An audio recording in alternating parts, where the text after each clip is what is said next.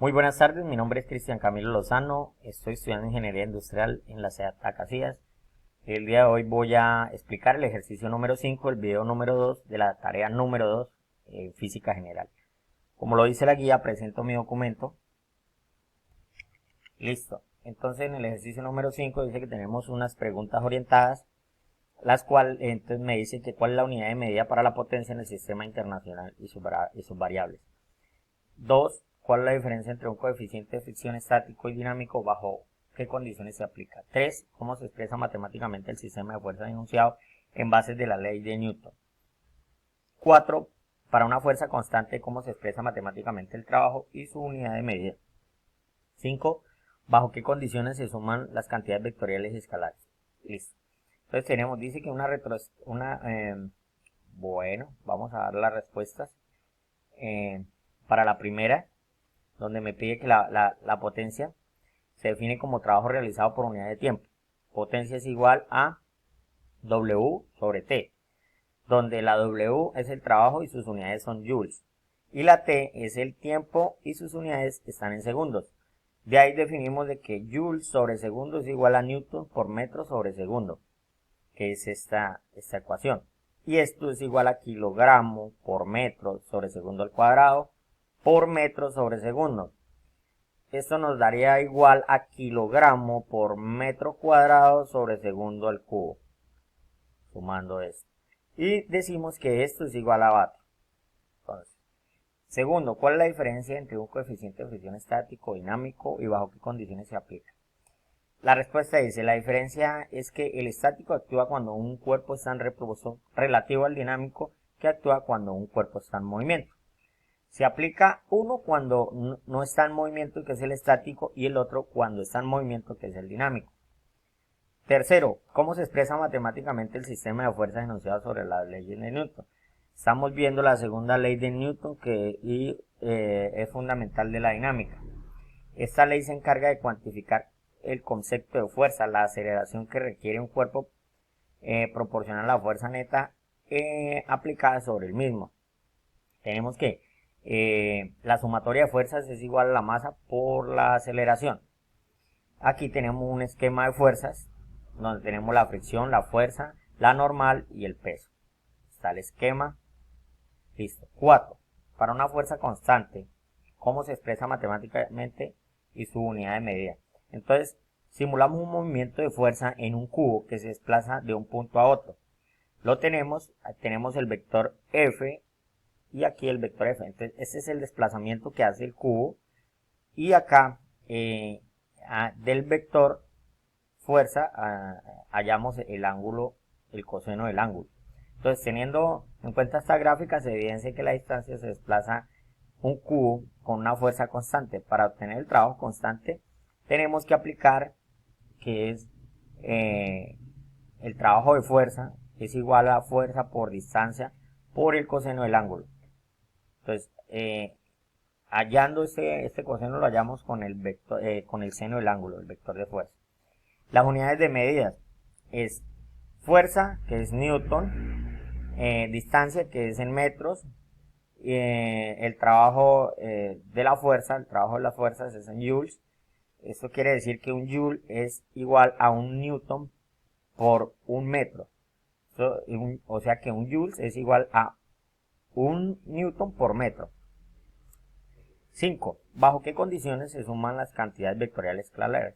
Entonces tenemos que por módulo, por dirección, por sentido, sabiendo que dos vectores A y B se requieren sumar, entonces podemos de la manera gráfica o sabemos que nos va a dar un resultado de un vector R. Listo. Tenemos el enunciado del ejercicio, una retroexcavadora de 6.1 por 10 elevado a la 3 kilogramos. Tiene una potencia bruta de 6.88 por 10 elevado a la 4 watts y una velocidad máxima de operación de 7,32 metros por segundo. A partir de esta información, determine la fuerza que realiza la retroexcavadora. Entonces tenemos que potencia es igual a fuerza sobre velocidad.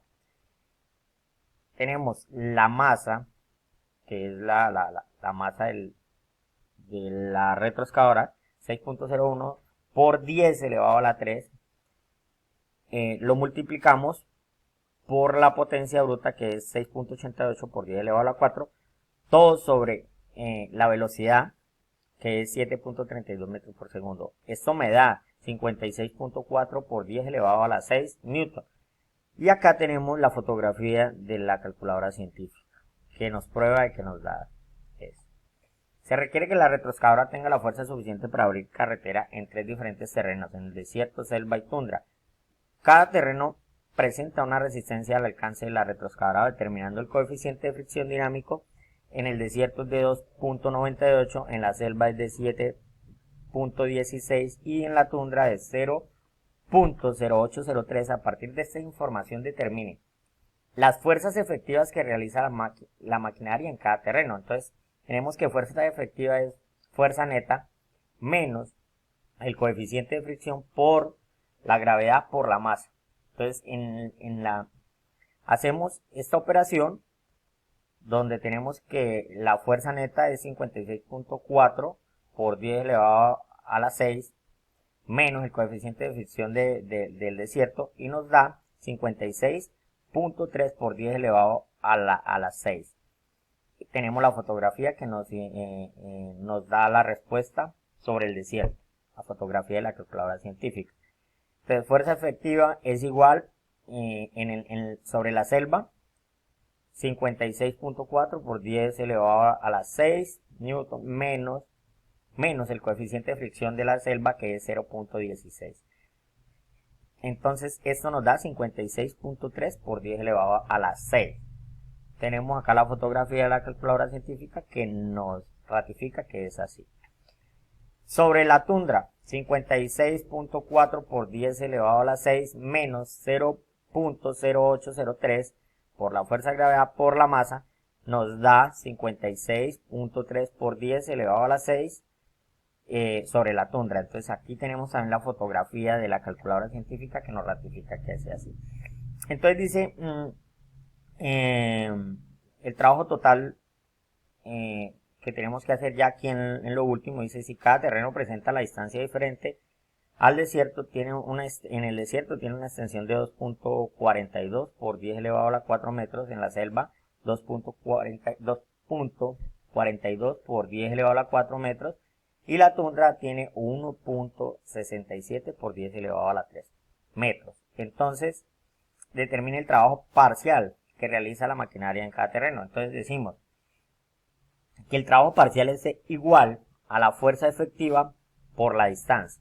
Entonces, en cada una tenemos una fuerza efectiva que todas dieron 56.3 por 10 elevado a la 6, y lo multiplicamos por la distancia.